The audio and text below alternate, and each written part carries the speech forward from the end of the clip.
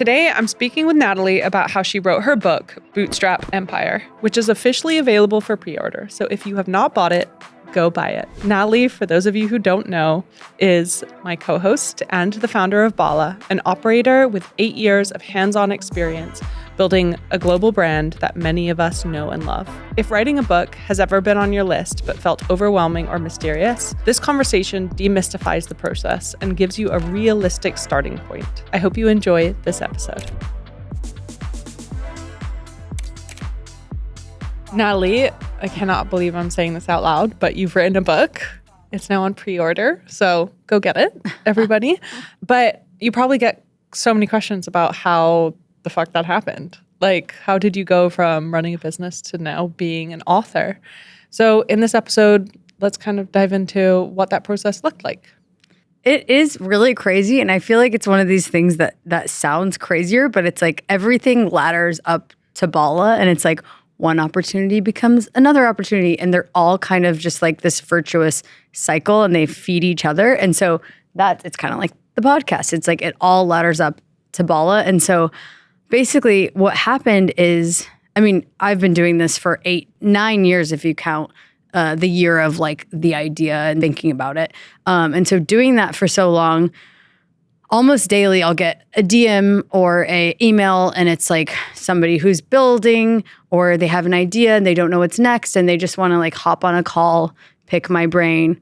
And I did a lot of that, and I still do a lot of that, but obviously there's only so much time in a day when you are a mother and you have a growing business and all these things. So I was thinking about this like a couple of years ago. I was like, I really need to put like resources out there so that it's like, I can't necessarily hop on a call, but I have a Substack or a podcast, whatever, that can really help people and give advice, because it's like therapeutic. I just want to like share the mistakes I've made and like talk about what's gone down the last 8 years for other people who are building and they really could, use that. So it was kind of a natural evolution. I was like, I want to put it all down on paper, but I don't want it to be like just like a story. I want it to be like, you can take this as like a playbook, as a toolkit, and really like learn from it in building your own brand. So It's something I really wanted to do for several years. And then I think I started really like putting it down on paper, like I am going to write a book. I'm going to write a book. And then the paveway really naturally was pathed. So here we are. But then, I mean, even if it's like natural and you put it out in the world, like there's so much effort that goes into it. Well, how do you put pen to paper? Hey, this is what the structure is like. Yeah, I think that was honestly the hardest part is like, I think there's like, it's like I knew I wanted to do it, and now I have to work backwards. Like, what's like the structure? What's the story I'm trying to tell? And we can get into like selling it to a publisher. That's a whole thing. But so I had to like take a step back and say, what am I trying to give people? What is this book about? And that's when, almost like at a bird's eye view, I said, okay, I want this book to be about blank. And then you start thinking about like the outline, and then from there, the chapters, and then you start writing the chapters. And so I thought about like, I almost like word dumped like everything I would want to share or I have something to say about that could actually help other founders.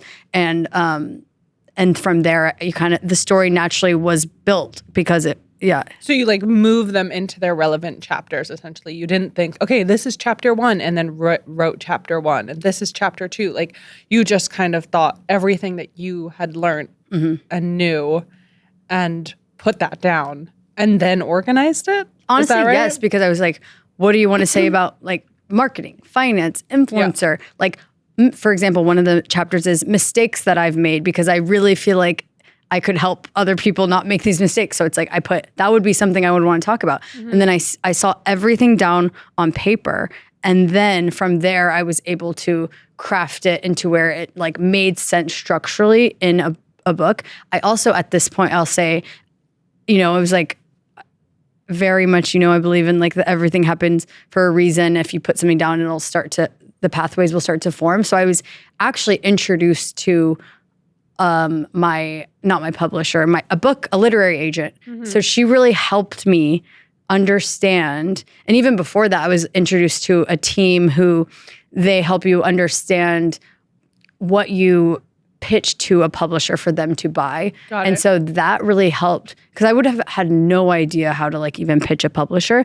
So they really helped me craft that, like what does it look like that you're even selling to a publisher? And then from there is when you write the book. So I think some people probably write the whole book first and then sell it to a publisher. For me, it was we wrote, hey, this is like a soundbite. Like I'm actually writing, here are the 16 chapters and here's like a sneak peek into chapter 1 and here's what I'm trying to say and a blurb about me. Like that was the pitch and then I wrote it. So I sold it into a publisher first. So how long was the process of creating the pitch? Creating the pitch, several, I mean, in a way it was like 8 years because all of the like lessons I was learning the whole time, but probably 4 to 5 months of like just creating like the narrative, like the high level and the chapters, like what I'm talking about on each chapter with like a little blurb on each. Well, the book is the 8 years, right? Like the pitch was... The pitch was a couple months. Crafting that pitch, crafting that narrative, selling it in, and then... I mean, we can talk about the publisher. What was that like? It's almost like, I want to say, even though I never really raised money besides Shark Tank, I know the process because we've like tried it before. And so it's almost like, you know, raising money. You're like, I have this thing, I'm going to pitch it to you. Similar, you know, could be in a similar investment deck format. I'm pitching it out to all the big publishers first. Yeah. First, you want to like get bites. And then you get on calls with them. And I imagine this is like hard to get on calls with all of them. I had a couple bites. We got on calls. And then you almost like are like, okay, we're getting further with this publisher. You kind of like run the process. Oh, so you're like playing the momentum game. Yeah, but you're also being honest. Like you're not like, I don't think you would like lie and be like, no, of course. Penguin's interested. Yeah. You're like, oh, you know, they're taking my call. And then I think almost like then they are like, then the editor circulates it with their team and see if they can have like buy-in and then they give you an offer. Yeah. It's almost better than fundraising though, because people can invest and still leave room for other people. Whereas with a publisher, it's like, if you don't take this, someone else will. Like there's one. Mm-hmm. But also on the back end, if you don't take this deal, maybe another one won't come about. So it's like, especially as like a first time author, it's a very interesting process. And I think I really leaned on the literary agent to like guide me through that. And she was like, you know, like she'd be like, this is a great deal or this is not a good deal. And also I think it's like investors as well. Like you're going to be maybe not in a lifelong relationship with these people, but like you're going to be in a relationship selling the book and doing all of that. So it is relationship based as well. Like when I met the team at Wiley, like they just seemed to get it. And I was like, this is a good vibe. Like regardless, they were like my favorite. And so I think it's like, there's like the vibe check too, where you're like, we're going to be working together. And also you believe in what I'm selling. So you'll put like your publishing behind it in general. They put money behind it, don't they? Yeah. Well, I mean, because they have to put it in all, you know, everywhere you buy books. How does it work in terms of like the structure of payment? Like, do you get everything up front? Do you get it in to like before the book and after the book? Like, So I think it can go actually many ways. I've heard that sometimes you don't even get like a signing bonus, but I think typically you're going for like a signing bonus and royalties. So I think a lot of people make most of their money on royalties, but there can also be big signing bonuses. But I think for first-time authors, maybe not as big. It depends. Yeah. And I've heard from some of my other friends who have written books that pre-orders are like what can make or break a book. Like, why is that? Yeah, it is interesting. I keep checking the Amazon and I'll see it moving up like in the ranks according. It starts to rank higher. I think there's that. Oh, like, actually, I don't even. So pre-orders are really important. And I think they are a lot. It's almost like, it's like a flood and water's building. And so all of a sudden the book launches and you're able to release the dam and all of a sudden you have all of these sales. So it creates momentum at launch. Like this book is starting to ship on March 2nd. So like the more pre-orders you can build up, the better, because then all of a sudden it notes to the retailers. Like, you know, like Barnes & Noble, okay, they're going to double down on their buy. They might put you in the airports then, or Walmart notices and they're going to buy the book. So it's like, it's all about building that early momentum. And I think that is also how you become a bestseller. A New York Times bestseller is really hard to get, I've heard, and people are really strategic about how they get it, but you're trying to like build as many pre-orders as you can to like for that moment. And how are you marketing it? Like what goes, I assume there's a requirement of you and you want it to be successful as much as there is of the publisher. Like what goes into marketing a book? It's kind of like a product launch, honestly. I mean, I would say it's very different to market a book in general, but it reminds me of a product launch in that you want to hit it on many different angles and you also want to be like talking about it a lot. So it's like, you know, I should be like posting on social once a week, and then there's going to be events and PR mailers and you're going to hit up press. So it's like you kind of want to hit it from all angles that you would a successful product launch. Yeah. Even though, you know, the press that covers a book launch is going to be different than a Bala product launch, and does for that example. come with the publisher? Like a PR team that understands that? Or do you have to? I think it actually totally depends on your book deal, like who they put behind you. A lot of authors put their resource behind the marketing, and then the publisher also helps market it. So it's like kind of a combo. The Bala team, like we're treating it as a product launch. We're like sending Bala emails about it and things like that. Okay, Valentine's Day reminder for everybody. February 14th is coming faster than you think. And yes, I am about to talk about flowers, but this is coming from someone who literally built a flower company. I have seen how this stuff works behind the scenes. Since I sold my company, the only brand I order from now is Urban Stems. The flowers are just different. Better stems, cooler varieties, nothing that feels dated or fillery or cheap. The style is really their thing. It looks expensive without trying too hard. They deliver anywhere in the country. And honestly, I can't think of a better alternative since I sold Flume. If you're someone who wants flowers to actually make an impact, not just check a box, I really advise you go check them out for a safe bet. And who do you think the perfect audience is for it? Like, who's the reader? The reader is anyone who, I mean, you could be in corporate America, but you're like, maybe one day I want to start a business, because you might come up with ideas after reading it. Or you have an idea, you don't know what's next. You've just launched. Or you've had your brand for a couple years. I think there's like wisdom for all of those ages. Even if you've had it for longer, I think like, you know, you can get wisdom from it. And then does the publisher get control over what you're writing? Like they're giving feedback now, right? Or I guess the book's done, obviously, but like everything from the cover creative to the outcome of the book, like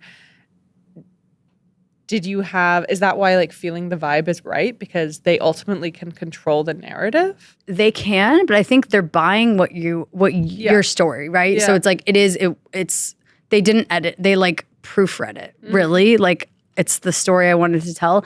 And but it is a collaborative effort. Like they created the cover art, but that was super collaborative. Oh, really? I gave them all of the direction. We went back and forth. Like it was like very collaborative, like almost like more my vision. And so I think that's why it's important to like pick the right publishers, because you want to make sure you have that creative control across the board. And then how did you carve out the time whilst starting a podcast, running a company, being a mom? Like, any tips? I think it's like all things shift when you're trying to make room for like a work stream. And like this was all of a sudden like a work stream of mine. And so I was carving out time. I literally, like there was various phases. Like there was like, then, you know, you have to write the chapters, submit the chapters, review their comments. Like there's various phases to this. And then you're proofreading it, and it's like each one takes a lot of time. So during those periods, I was just blocking chunks of time in my calendar. Yeah. Monday and Friday, I'd be like chapter 1 proofreading for 2 hours. Chapter 4, you know, I just blocked time for that. And then I created systems where I had time to think. So one of my times was I would like go in the sauna and just like write or print out a chapter and proofread it for like 20 minutes. And I knew that was like an uninterrupted time. I also was like, we go, to Ohio the month of July every year. And so I was like lakeside in Ohio. And I feel like every single morning I took like hours to like write, proofread, all of that. So I just like built in the time. Did you ever have a block, like writer's block? Or yes. Yes. Yes. Yes, And for how sure. did you 'Cause get I would be- around it? There were, there's certain word count requirements per chapter. Like once I turned in, like, these are my 17 chapters. Now I have to talk enough about each one. I want to say it was like 2,000 words per chapter or something like that, maybe more. And so there were times where I was like, wait, this chapter is like coming up short. There were times where I actually shifted things around and like added a chapter or said, hey, I don't have enough to say about that chapter. So I'm going to remove that with the writer's block because I didn't want to like filibuster to fill a chapter. Like I wanted to make it, I've read books where I'm like, this book could have been a column. A lot of books. Like, honestly, a lot of books. Especially a lot of Hopefully parenting. not mine. Parenting No, you're books. right. I'm reading You're one right like, now that's like, wait. Oh my God. Like you're just giving me the same story in a different situation over and over again. Writer's block and they had to fill a chapter. So I would just move things around as necessary. So any tips for people who want to write a book and are kind of scared to take the first jump? I think like if you have an idea, I think you should just start crafting it. Start putting together like the outline, the chapters, and then back into it. There's definitely two ways you can do this. You can totally write the whole book and then submit that to publishers and pitch it, or you submit just like the ideas per chapter. And so probably the way I did it is better because then you actually, let's say no publishers want it and you don't want to self-publish because I think that's probably expensive. At least you can get valuable feedback and then iterate from there.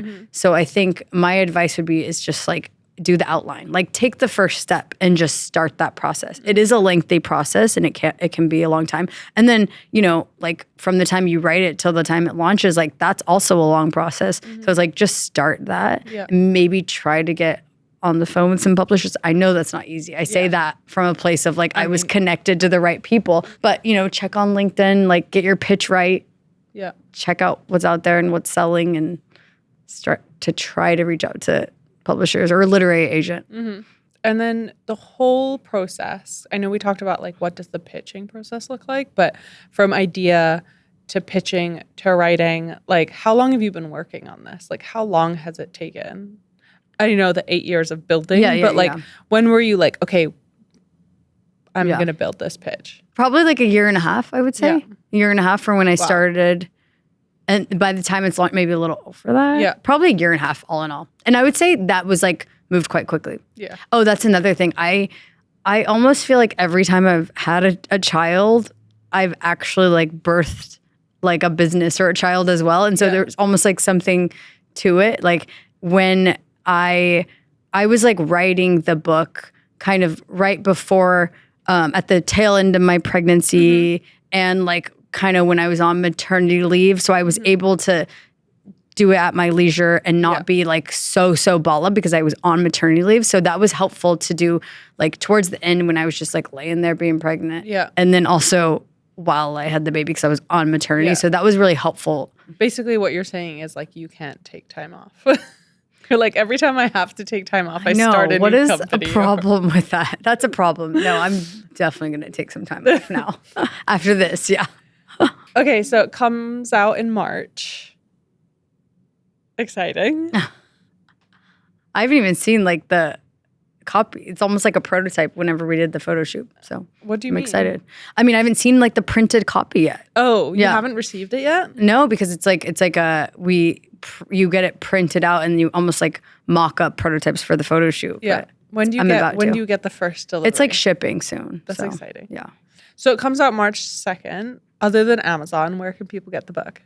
Barnes & Noble, Porchlight, Books A Million, Walmart, Target. Just Bootstrap Empire, Google it, and then you'll be able to find it. Amazing. Thank you. Thank you.